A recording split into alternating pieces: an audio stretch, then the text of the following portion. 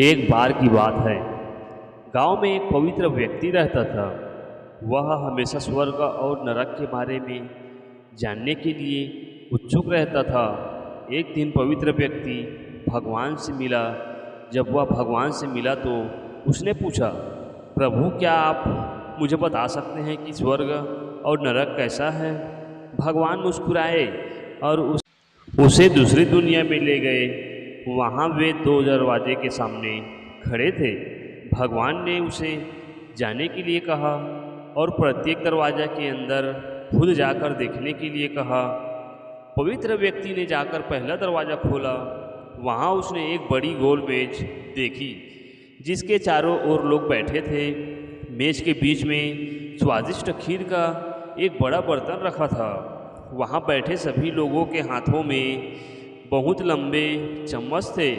मेज के बीच में स्वादिष्ट खीर के बर्तन तक पहुँचने के लिए चम्मच काफ़ी लंबे थे, लेकिन लंबे चम्मच के कारण वजन से भरा चम्मच लोग मुंह में नहीं ले पा रहे थे।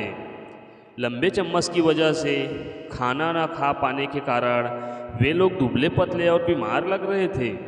वहाँ के लोग बहुत दुखी थे।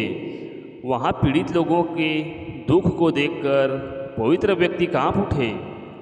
वह उस कमरे के बाहर आया और दूसरे कमरे का दरवाज़ा खोला। दूसरा कमरा बिल्कुल पहले कमरे जैसे ही था। बड़ी गोल मेज और उसके बीच में एक स्वादिष्ट खीर का बर्तन। वहाँ बैठे सभी लोगों के हाथों में लंबे चम्मच था, लेकिन यहाँ के लोग स्वस्थ थे। वे एक दूसरे की बातें कर रहे थे और खाना खा कर रहे थे।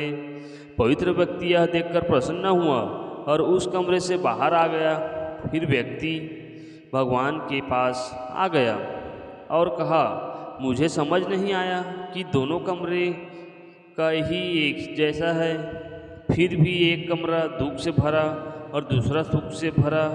भगवान ने उसे समझाया, आपने देखा कि लंबे चम्मच दूसरे को खिलाने के लिए ठीक ठाक हैं, लेकिन खुद को खिलाने के लिए ठीक नहीं हैं।